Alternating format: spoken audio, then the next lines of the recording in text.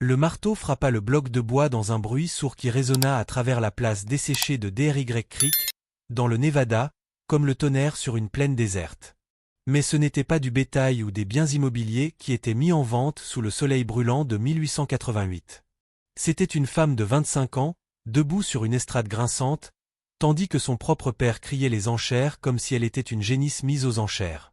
Eleanor Price portait une robe grise délavée qui avait autrefois été bleue, ses mains tremblaient mais sa mâchoire était fermement serrée tandis que les hommes criaient les chiffres qui allaient décider de son sort. Son père, Rufus Price, annonçait les chiffres d'une voix éraillée par le whisky et la honte, mais c'était le désespoir, et non la cruauté, qui l'avait dépouillé de sa conscience. Les dettes de la famille étaient devenues si lourdes que vendre ce qui restait de son foyer semblait être la seule voie possible pour survivre. Caleb Boone n'était pas venu à Dry Creek pour assister à un drame cet après-midi-là. À 39 ans, le rancher des environs de Carson Range ne quittait plus guère ses terres. Depuis que la fièvre avait emporté sa femme Anna et sa petite fille mais 3 ans plus tôt, il était devenu l'ombre de lui-même, existant sans vivre.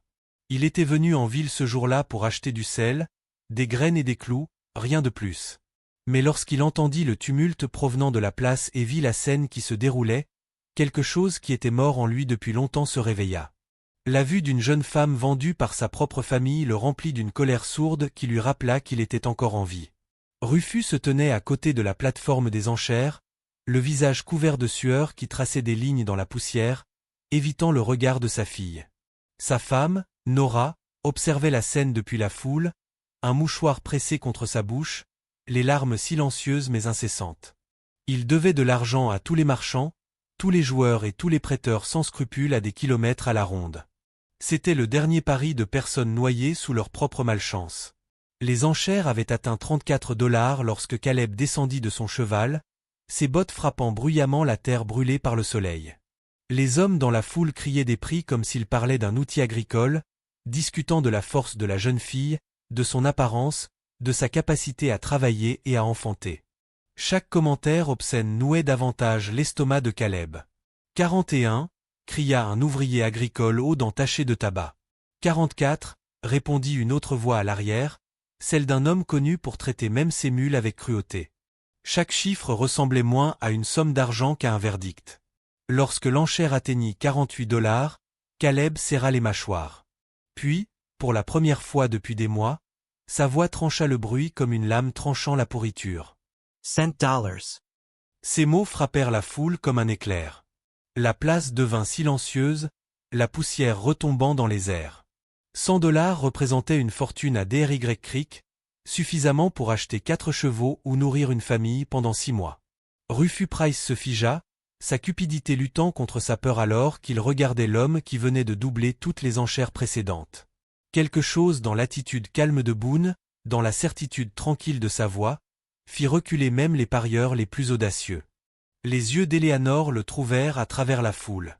Son expression était indéchiffrable, ni avide ni cruelle comme celle des autres, mais détachée, comme si l'acte lui-même l'offensait. Le commissaire-priseur balbutia, ne sachant pas comment procéder, jusqu'à ce que la voix tremblante de Rufus rompe le silence. 1 fois, 2 fois, adjugé au monsieur pour $100. Le marteau retomba, cette fois comme une cloche funèbre. Caleb s'avança à travers la foule, d'un pas lent et délibéré. Il sortit une petite bourse en cuir de son manteau et compta les pièces d'or, une par une, dans les mains tremblantes de Rufus. Chaque cliquetis métallique résonnait dans l'air comme un jugement. Rufus tenta de marmonner des remerciements ou des excuses, mais un regard de Boone le fit taire. Les yeux gris du rancher portaient l'accusation silencieuse d'un homme qui avait enterré un enfant et connaissait le poids de la perte, un homme qui ne pouvait pardonner à un autre d'avoir vendu le sien. Sans un mot, Caleb se tourna vers Eleanor et lui tendit la main. Sa paume était rugueuse à force d'avoir travaillé pendant des années, mais sa poignée de main était ferme, presque douce. Elle descendit de l'estrade, les genoux faibles à force d'être restés trop longtemps debout sous le soleil brûlant et sous le regard des hommes qui avaient réduit sa vie à un numéro. Autour d'eux, la foule commença à se disperser, certains marmonnant, d'autres crachant leur déception que le spectacle soit terminé. Quelques-uns chuchotaient à propos de l'étranger qui avait dépensé une fortune pour une fille, tandis que d'autres spéculaient sombrement sur ses motivations. Caleb Boone les ignora tous. Il conduisit Eleanor vers son chariot qui attendait, tandis que Nora Price se frayait un chemin à travers la foule qui se dispersait, tendant les bras vers sa fille à travers ses larmes. Mais Eleanor se détourna du contact de sa mère, les yeux durs de douleur que les mots ne pouvaient apaiser. Caleb l'aida à monter dans le chariot, la manipulant comme si elle était une créature blessée, ne sachant pas si elle devait se battre ou fuir. Il grimpa sur le banc, prit les rênes, et d'un coup de poignet, les chevaux se mirent en route, laissant D.R.Y. Creek derrière eux dans un nuage de poussière. Alors que le dernier écho du marteau s'estompait dans les mémoires, une question restait dans toutes les bouches sur la place. Que comptait faire ce rancher taciturne et hanté de la femme qu'il venait d'acheter? La route qui quittait la ville s'étirait, longue et déserte, traversant des terres brûlées par le soleil et couvertes d'armoises. Les seuls bruits étaient le grincement des roues du chariot et le cri des faucons au loin. Eleanor était assise, raide, à côté de Caleb, lui jetant des regards furtifs quand elle osait. Il gardait les yeux fixés sur l'horizon, le visage impassible. Il n'avait pas parlé depuis la vente aux enchères, pas un mot, pas même un regard dans sa direction. Les chevaux trottaient à un rythme régulier, comme s'ils sentaient eux aussi le malaise de leur maître. Finalement, incapable de supporter le silence, Eleanor prit la parole. « Où m'emmenez-vous » Sa voix était faible mais ferme. Caleb ne la regarda pas. « À la maison » répondit-il simplement. Ce mot ne contenait ni menace, ni promesse, seulement une certitude. Ils continuèrent à chevaucher dans la lumière brûlante de la fin d'après-midi, jusqu'à ce que le soleil commence à se coucher derrière les collines déchiquetées du Nevada. Devant eux se trouvait le ranch de Boone, une étendue de clôtures usées et de bâtiments négligés qui témoignaient d'une époque révolue.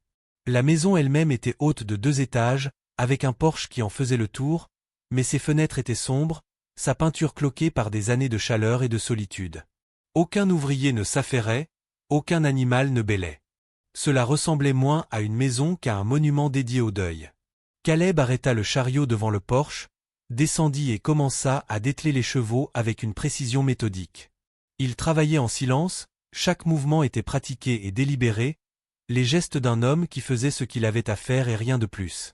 Eleanor resta assise, l'esprit tourmenté par la peur et la confusion. L'air se rafraîchit à mesure que le crépuscule s'installait, et avec lui vint la crainte de ce que cet inconnu pourrait exiger maintenant que personne ne les observait. Puis, enfin, il prit la parole. « Tu es libre de partir quand tu veux. » Eleanor cligna des yeux, incertaine d'avoir bien entendu. « Je ne comprends pas.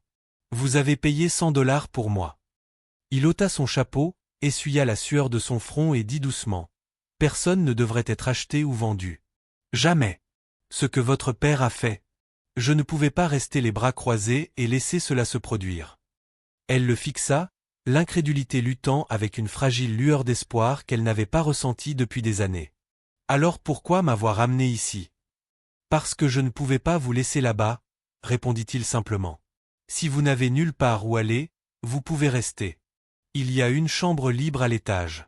Je ne vous demanderai rien, sauf peut-être de m'aider à préparer le dîner, si vous le souhaitez. » Eleanor l'observa dans la lumière déclinante, cherchant un signe de tromperie. Mais son ton ne trahissait qu'une fatigue sincère, une lassitude profonde. Pourtant, elle ne pouvait se défaire de ses soupçons. « Où est le piège ?» demanda-t-elle. Le regard de Caleb se posa sur le soleil couchant. « Il n'y en a pas, » répondit-il doucement. « J'ai perdu ma famille, et je suis seul depuis. Il est peut-être temps que quelqu'un d'autre vive ici. C'est peut-être tout. » Les roues du chariot grinçaient doucement en roulant sur le chemin de terre accidenté qui s'éloignait de D.R.Y. Creek, se fondant dans l'étendue infinie du désert. Le silence entre Caleb et Eleanor était lourd, plus épais que la poussière qui flottait dans l'air. Elle était assise à côté de lui, le corps raide, les yeux fixés sur l'horizon, essayant de comprendre ce qui venait de se passer. Un inconnu avait acheté sa vie avec de l'or, puis lui avait dit qu'elle était libre. Cela ressemblait à un rêve, ou à une cruelle plaisanterie. Le vent détachait des mèches de ses cheveux de leurs épingles, l'air sec lui mordait la peau, mais elle ne s'en rendait guère compte. Ses pensées tourbillonnaient autour de toutes les issues possibles. Mentait-il ? L'attestait-il ? Attendait-il le bon moment pour révéler ses véritables intentions ? Caleb guidait l'attelage avec l'assurance tranquille d'un homme qui avait déjà fait ce trajet des centaines de fois. Son ranch se trouvait à une vingtaine de kilomètres de la ville, entouré uniquement de collines arides, de mesquites noueux et de silence. Pour la plupart des gens, cela aurait semblé une sorte d'exil. Pour Caleb Boone, c'était tout ce qui restait d'une vie brisée de manière irréparable. Ses mains burinées tenaient les rênes sans serrer, mais avec un contrôle total, des mains qui avaient enterré une femme et un enfant et qui continuaient à travailler parce que la terre n'arrête pas d'avoir besoin d'être labourée simplement parce qu'un homme a le cœur brisé. Eleanor ne cessait de lui jeter des regards furtifs, essayant de lire sur son visage dans la lumière déclinante. Il n'était pas beau, pas comme les jeunes ouvriers du ranch, mais il y avait en lui quelque chose de stable, d'inflexible, une force forgée par le chagrin plutôt que par la fierté. Elle voulait lui demander pourquoi il avait tant risqué pour une inconnue. Mais chaque fois qu'elle ouvrait la bouche, les mots mouraient sur sa langue. Le désert engloutissait tout, même les questions.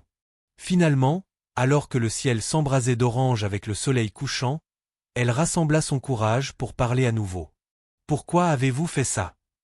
Le regard de Caleb ne quittait pas la route devant lui. « Parce que quelqu'un devait le faire, » répondit-il. « Et personne d'autre ne l'aurait fait. » La simplicité de sa réponse la réduisit au silence plus efficacement que n'importe quel mensonge. Ils parcoururent le reste du chemin sans échanger un mot, le cliquetis rythmique des sabots comblant le silence entre eux. Lorsqu'ils franchirent la dernière colline, le ranch apparut. Boone Hollow, comme on l'appelait autrefois, même si personne n'avait prononcé ce nom à voix haute depuis des années.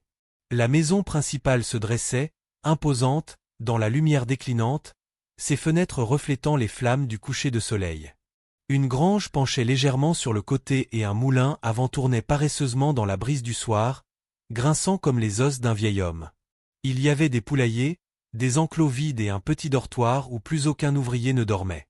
L'endroit ressemblait à une ville fantôme construite pour une seule personne. Caleb arrêta le chariot près du porche et sauta à terre, ses bottes frappant le sol avec un bruit sourd. Il s'avança pour détacher les chevaux, ses gestes fluides, presque automatiques. Eleanor resta assise, ne sachant pas si elle devait le suivre ou attendre la permission. Les ombres s'allongeaient dans la cour, l'air se refroidissant rapidement à mesure que la nuit tombait. Sa peur revint, lui parcourant l'échine comme une main invisible. Elle n'avait nulle part où aller, personne à qui se fier, et se trouvait désormais à la merci d'un homme dont elle ne comprenait pas encore la bienveillance. Lorsque Caleb se tourna enfin vers elle, elle tressaillit involontairement, s'attendant à un ordre ou à une menace.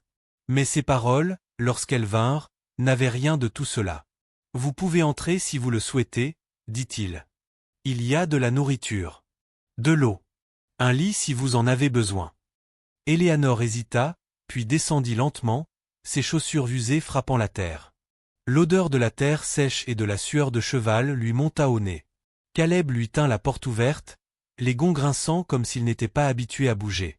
À l'intérieur, l'air était immobile et vicié, comme dans une maison qui n'avait pas connu de rire ni de conversation depuis trop longtemps. La poussière recouvrait les meubles comme un fin linceul. Une grande cheminée en pierre dominait la pièce principale, son foyer froid et gris. Une seule table trônait au centre, avec deux chaises placées maladroitement loin l'une de l'autre. Tout dans cet espace témoignait d'un homme qui vivait selon une routine, sans confort. Caleb alluma une lampe et la lui tendit. « Votre chambre est à l'étage. Deuxième porte à gauche. Les couvertures sont dans le coffre. » Sa voix était calme, même douce, mais elle trahissait une certaine fatigue. « Je serai dans la grange, à m'occuper du bétail. Tu es en sécurité ici. » Elle voulait le croire. Elle voulait croire que cet homme étrange pensait ce qu'il disait, mais la confiance ne lui avait jamais réussi. Avant qu'elle ne puisse s'en empêcher, la question lui échappa. « Pourquoi m'as-tu vraiment acheté ?» Caleb s'arrêta sur le seuil, lui tournant le dos. La lumière de la lampe projetait de longues ombres sur le sol, sa silhouette se découpant sur le jour déclinant. Il resta longuement silencieux. Puis, d'une voix chargée d'une émotion qu'elle ne pouvait nommer, il répondit. « Parce que j'ai déjà perdu tous ceux que j'aimais. Et je ne pouvais pas rester les bras croisés et regarder une autre âme être détruite alors que j'avais le pouvoir de l'empêcher. » Ces mots la frappèrent plus fort que n'importe quel coup. Il n'y avait ni faux-semblant, ni désir caché, juste la douleur brute d'un homme qui comprenait trop bien la souffrance. Il sortit dans le crépuscule, la laissant seule dans le silence qui suivit. La porte grinça en se refermant, et Éléanore se retrouva debout au milieu de la pièce, tenant la lanterne comme si c'était sa seule bouée de sauvetage. Elle monta lentement les escaliers, chaque marche grinçant sous son poids. Le couloir était bordé de portes fermées, recouvertes d'une couche de poussière si épaisse qu'elle aurait pu y écrire son nom. Lorsqu'elle atteignit la pièce dont il avait parlé, elle poussa la porte et découvrit un espace petit mais bien rangé. Un lit soigneusement fait, un coffre en bois à son pied et une fenêtre donnant sur les plaines. Le clair de lune filtrait à travers la vitre, peignant le sol d'une pâle couleur argentée. Elle posa la lanterne sur une petite table et s'assit sur le bord du lit. Pour la première fois depuis des années, personne ne lui criait dessus, ne la touchait ou ne la traitait comme un fardeau. Elle se souvenait à peine de ce que l'on ressentait dans un tel silence. Éléanore s'allongea, le matelas était moelleux mais inconnu sous son corps. Pendant un instant, elle se laissa aller à croire qu'elle était en sécurité. Mais alors que la nuit s'intensifiait et que le vent soufflait à travers les fissures des murs, de nouveaux bruits commencèrent à se faire entendre, des pas légers dans le couloir devant sa porte. Elle se figea, le souffle coupé. Les planches craquèrent à nouveau, lentement et délibérément. Quelqu'un bougeait juste derrière le seuil. Le faible bruit d'une respiration parvint à ses oreilles, régulière, trop régulière. Son pouls battait à tout rompre dans sa poitrine tandis qu'elle se levait et collait son oreille contre le bois. Les pas s'arrêtèrent. La respiration continua. Qui que ce soit, ou quoi que ce soit, qui se trouvait là, restait immobile, écoutant tout comme elle. L'air s'alourdit d'angoisse. Lentement, elle tourna la poignée et entr'ouvrit la porte, jetant un œil dans le couloir sombre. Ce qu'elle vit la fit frissonner, non pas de peur, mais de tristesse. Caleb se tenait là, pieds nus, le regard vitreux et distant, perdu dans un rêve dont il ne pouvait se réveiller. Il était somnambule, un fantôme errant dans sa propre maison.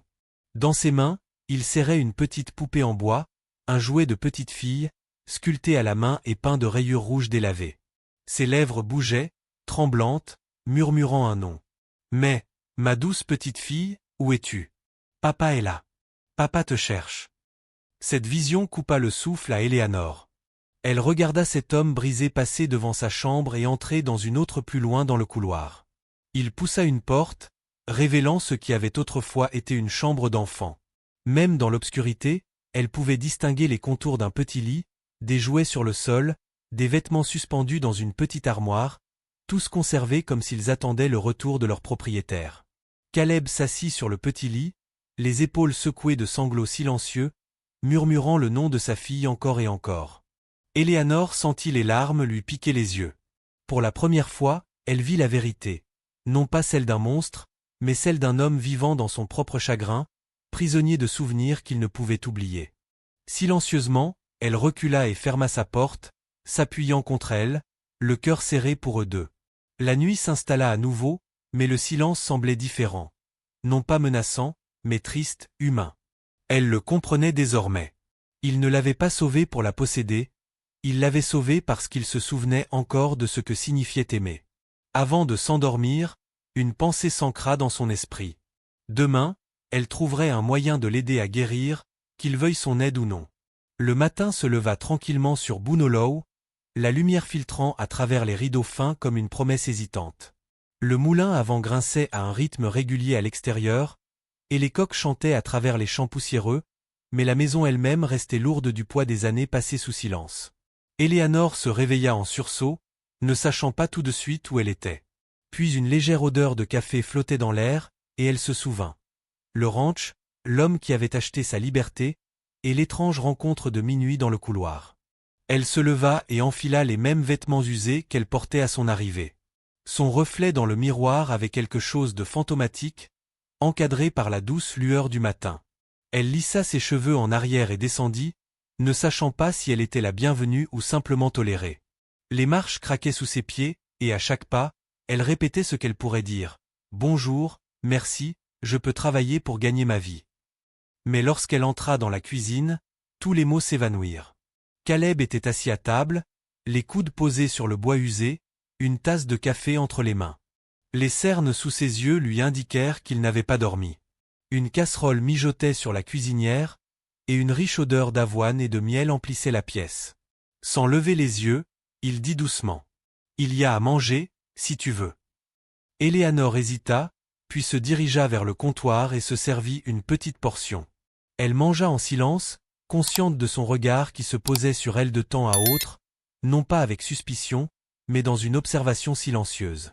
Lorsqu'elle eut enfin rassemblé suffisamment de courage, elle parla doucement. « Tu marchais dans ton sommeil la nuit dernière. » Caleb se figea pendant une fraction de seconde, à peine perceptible, mais suffisante pour lui confirmer qu'elle ne l'avait pas imaginé. Il posa sa tasse avec précaution. « Je m'en doutais, marmonna-t-il. Ça m'arrive quand je suis fatigué. Tu te retrouves toujours dans cette pièce ?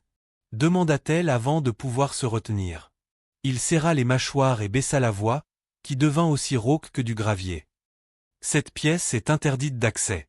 L'avertissement était clair, mais pas cruel. C'était le genre de ton qu'un homme utilisait pour protéger une blessure trop profonde pour être touchée. Éléanore acquiesça et ne dit rien de plus. Le silence s'installa à nouveau entre eux, mais cette fois, il n'était pas vide. Il était rempli de choses qu'aucun des deux n'osait dire. Une fois le petit déjeuner terminé, Caleb se leva, enfila son chapeau et ses gants. « Si vous comptez rester un certain temps, dit-il, il y a du travail à faire.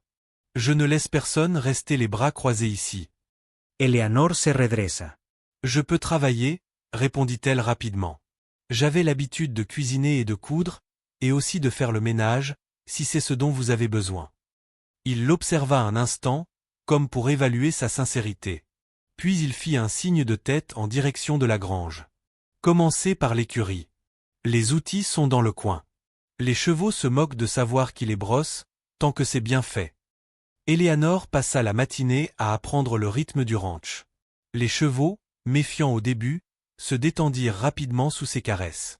Le mouvement régulier de la brosse l'apaisait, lui procurant un sentiment de stabilité qu'elle n'avait pas connu depuis des années. Dehors, l'air scintillait de chaleur, l'horizon se brouillant là où le désert rencontrait le ciel. Elle travailla jusqu'à en avoir mal aux bras et aux mains légèrement ampoulées, mais elle ne s'arrêta pas. Pour la première fois depuis longtemps, elle voulait appartenir à un endroit, même si cet endroit était un ranch en ruine hanté par des fantômes. À midi, Caleb apparut avec une cruche d'eau et une miche de pain. « Tu vas te brûler si tu ne te reposes pas, » dit-il d'un ton bourru mais pas méchant. Éléanore accepta l'eau avec gratitude. « J'ai travaillé dans des endroits pires que celui-ci, » dit-elle en esquissant un petit sourire. Cela lui valut un sourire faible, presque réticent. « Je ne peux pas imaginer pire que ce trou poussiéreux, » répondit-il. Ils s'assirent à l'ombre du toit de la grange et partagèrent un repas simple. Le vent agitait l'herbe sèche, et pendant un bref instant, le poids entre eux s'allégea. Caleb parlait peu, mais quand il le faisait, c'était toujours avec intention, par phrases courtes qui résumaient toute une vie. Elle apprit qu'il avait été soldat, que la guerre avait emporté son frère et que le ranch avait appartenu à son père avant que la terre ne s'assèche et que le bétail ne meure. Il gardait le reste enfoui derrière des yeux qui en avaient trop vu. Lorsque le soleil commença à descendre, Éléanore remarqua quelque chose au loin. Une silhouette qui se déplaçait le long de la crête, trop loin pour être clairement distinguée. Elle plissa les yeux, se protégeant du soleil. « Il y a quelqu'un là-bas, » dit-elle. Caleb suivit son regard, son corps se tendit instantanément. « Reste ici. » Il se dirigea à grands pas vers la maison, prit son fusil et grimpa sur la petite colline surplombant la vallée. Éléanore le regarda scruter le paysage, puis baisser son arme en poussant un profond soupir. « Ce ne sont que des coyotes, » dit-il. « Ils restent près d'ici à cette période de l'année. » Mais Éléanore n'était pas convaincue. La silhouette qu'elle avait aperçue ne se déplaçait pas comme un animal. Elle marchait debout, d'un pas assuré et délibéré. Cette nuit-là, alors que la lune se levait sur la plaine, elle ne pouvait se défaire de l'impression que quelqu'un, ou quelque chose observait le ranch depuis l'ombre. Le vent soufflait dans l'herbe sèche, transportant des murmures qui ressemblaient trop à des voix. À l'intérieur, Caleb était assis près du feu, le fusil posé sur ses genoux. Il semblait plus âgé dans la lumière vacillante, les flammes se reflétant dans ses yeux. Eleanor approached prudiment. « Tu penses que c'est quelqu'un de la ville ?» Il secoua la tête. Personne de DRY Creek n'a de raison de venir aussi loin. À moins d'être désespéré ou de chercher quelque chose qu'il a perdu. Ces paroles lui donnèrent des frissons dans le dos. Elle ouvrit la bouche pour lui demander ce qu'il voulait dire, mais il l'interrompit. Verrouille ta porte cette nuit. Si tu entends quelque chose, ne sors pas. La façon dont il le dit ne laissait aucune place à la discussion. Plus tard, seule dans sa chambre, Éléanore obéit. Le vent hurlait dehors, faisant vibrer les fenêtres. Elle resta éveillée, les yeux ouverts, chaque craquement de la vieille maison amplifié dans l'obscurité. Peu après minuit, elle l'entendit à nouveau, le faible bruit de pas à l'extérieur, faisant le tour de la maison. Cette fois, ils ne s'arrêtèrent pas à sa porte. Ils continuèrent leur chemin vers l'arrière de la propriété, s'éloignant peu à peu. Elle s'assit, le cœur battant à tout rompre, tendant l'oreille. Puis vint le hennissement grave d'un cheval provenant de la grange, suivi d'une voix étouffée, trop lointaine pour être distincte, mais humaine. Éléanore se leva et se glissa jusqu'à la fenêtre. Le clair de lune faisait faiblement scintiller quelque chose près de la clôture. Une silhouette enveloppée dans un long manteau, immobile, observant la maison. Elle retint son souffle. La silhouette leva la main, comme pour faire un signe, puis disparut dans les buissons. À l'aube, elle raconta à Caleb ce qu'elle avait vu. Il ne sembla pas surpris, juste sombre. « C'est ce que je craignais » marmonna-t-il en passant une main dans ses cheveux ébouriffés. « Craignez quoi » demanda-t-elle. Il la regarda longuement, comme s'il réfléchissait à la vérité qu'il allait lui révéler. Puis il dit doucement, « Que ton passé n'était pas aussi loin derrière toi que tu le pensais. » Le soleil se leva derrière les collines arides comme une pièce de monnaie rouge sang, et avec lui vint le genre de silence qui inquiète plus qu'il ne rassure. Éléanore se tenait près du porche, les mains légèrement tremblantes, tandis qu'elle versait de l'eau dans le bassin en étain. L'image de cette silhouette sombre de la nuit précédente la hantait encore. Chaque rafale de vent qui soufflait sur l'herbe semblait murmurer son nom. Caleb sortit de la grange, le fusil en bandoulière. Il semblait n'avoir pas dormi de la nuit. Son visage était tendu, ses yeux fixés sur l'horizon. Lorsqu'elle lui demanda à nouveau qui il pensait que c'était, il ne répondit pas tout de suite. Finalement, il dit « Il y a des hommes qui gagnent leur vie en vendant des gens. Le même genre qui t'a acheté. Le même genre qui ne me pardonnera pas de leur avoir pris ce qu'ils considèrent comme leur propriété. » Éléanore sentit le sang se retirer de son visage. « Tu veux dire qu'ils vont venir ici ?» Il acquiesça d'un signe de tête. « S'ils pensent que tu vaux la peine d'être poursuivi, ils le feront. Et ils viendront t'armer. » Cette pensée lui donna des frissons dans la poitrine. Elle regarda vers les collines lointaines, où la terre scintillait sous la chaleur, infinie et vide. Il n'y avait nulle part où fuir. La voix de Caleb s'adoucit. « Mais tu n'as pas à avoir peur.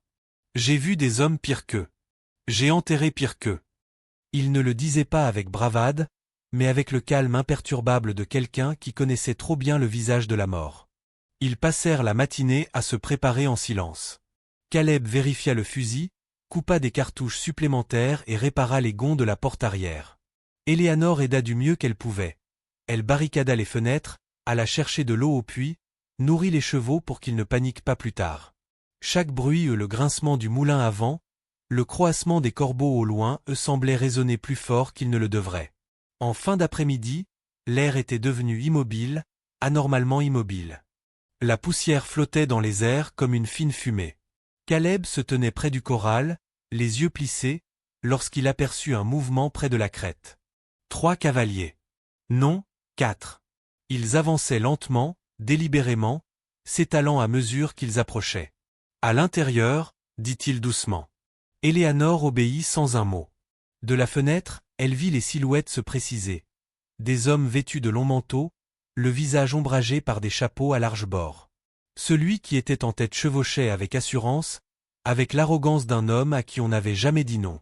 Quand ils arrivèrent dans la cour, il appela d'une voix qui portait facilement dans l'air sec. « Boone ! Nous ne sommes pas là pour causer des problèmes. Juste pour récupérer ce qui nous appartient. » Caleb sortit sur le porche, arme à la main. « Vous ne possédez plus personne, Marshal Keane, dit-il d'un ton neutre. Pas tant que je serai en vie. » Éléanore se figea en entendant ce nom. Elle le connaissait, comme toutes les filles de D.R.Y. Creek. Rufus Keane, ancien homme de loi devenu marchand, le genre d'homme qui déformait la justice pour l'adapter à la taille de son porte-monnaie. Keane sourit, mais ce sourire n'avait rien de bienveillant. « Tu m'as pris ma propriété, Boone. Tu l'as payé avec de l'or qui ne t'appartenait pas. Tu crois que la loi te protégera ici? Caleb leva légèrement son fusil. La loi, c'est ce qu'un homme en fait quand personne ne le regarde. Pendant un instant, le monde sembla retenir son souffle. Puis le sourire narquois de Kin disparut. Comme tu veux. Le premier coup de feu brisa le silence. Le son roula dans la vallée comme le tonnerre. De la poussière s'envola de la balustrade du porche lorsque la balle frappa le bois à quelques centimètres du bras de Caleb. Il riposta, touchant l'un des hommes de Kin en plein dans l'épaule, le faisant tomber de son cheval. Les autres se dispersèrent, se mettant à couvert derrière les poteaux de la clôture. Eleanor s'accroupit sous la fenêtre, le cœur battant si fort qu'elle pouvait à peine respirer. Elle voulait aider, mais la terreur la paralysait. Puis elle vit Caleb bouger, calme, précis, rechargeant entre deux rafales, le visage impassible. Kin cria « Tu ne peux pas gagner, Boone. Nous sommes 4 et tu es seul. » La réponse de Caleb fut aussi froide que l'acier. « Alors, tu ferais mieux d'espérer que je rate mon coup. » Les minutes s'étirèrent comme des heures. Les coups de feu résonnaient à travers la terre aride, se mêlant aux cris des chevaux effrayés. Un par un, les assaillants tombèrent ou s'enfuirent. Mais Kin ne courut pas. Il mit pied à terre, s'accroupit derrière un abreuvoir et tira à nouveau. La balle effleura le flanc de Caleb, déchirant sa chemise. Il tituba, mais resta debout. Eleanor ne pouvait plus supporter cela. Elle saisit le petit pistolet qu'il avait laissé sur la table, celui-là même qu'elle l'avait vu polir quelques jours auparavant, et se précipita vers la porte arrière. Contournant largement la grange, elle arriva derrière Kin. L'homme était en train de recharger son arme, le dos tourné. Ses mains tremblaient si violemment qu'elle faillit laisser tomber l'arme. « Arrête » dit-elle d'une voix tremblante mais suffisamment forte. Kin se retourna, plissant les yeux lorsqu'il la reconnut. « Toi » ricana-t-il. « Tu crois qu'il t'a sauvé? Tu seras de nouveau enchaîné avant le coucher du soleil. » Son doigt se crispa sur la gâchette. Pendant un instant, tous ses souvenirs lui revinrent. Toutes les nuits passées enfermées, tous les bleus, tous les silences. Puis elle tira. Le coup de feu résonna une fois, sec et définitif. Kin trébucha en arrière, le visage marqué par l'incrédulité, avant de s'effondrer dans la poussière. Le silence qui suivit fut assourdissant. Eleanor lâcha le pistolet, haletant bruyamment. Caleb boita vers elle, une main pressée contre son flanc ensanglanté. « Ça va » demanda-t-il d'une voix rauque. Elle acquiesça, les larmes brouillant sa vision. « Tu m'as sauvé » murmura-t-elle. Je ne pouvais pas le laisser m'enlever ça. Caleb esquissa un sourire faible et fatigué. Je suppose que ça nous rend quitte. Ils enterrèrent Kin à la lisière de la propriété, sous un mesquite solitaire. Les autres s'étaient enfuis, la loi ne viendrait jamais jusqu'ici. À la tombée de la nuit, le ranch était à nouveau calme, seul le vent et le grincement du moulin avant venaient rompre le silence. À l'intérieur, Eleanor soigna la blessure de Caleb, la bandant étroitement avec du lin. Il resta assis, immobile, observant le mouvement de ses mains, respirant faiblement mais régulièrement. « Tu pourrais partir maintenant » dit-il doucement. « Personne ne t'en empêcherait. » Elle leva les yeux vers lui, le regard farouche. « Et aller où? Retourner dans le monde qui m'a oublié? Non, Caleb. C'est ici que je recommence ma vie. » Il ouvrit la bouche pour protester, mais elle secoua la tête. « Tu m'as rendu ma vie. Maintenant, je te rends la tienne. » Dehors, les dernières lueurs du jour s'estompèrent dans la longue et fraîche obscurité du soir. La terre autour de Boone Hollow ne serait jamais clémente, mais elle serait la leur, partagée entre deux âmes qui avaient tout perdu et s'étaient retrouvées parmi les ruines. Cette nuit-là, alors que les étoiles apparaissaient une à une au-dessus du désert infini, Eleanor se tenait sous le porche et murmura une prière, non pas pour la délivrance, mais pour la paix. Et pour la première fois depuis des années, elle crut que quelqu'un l'écoutait.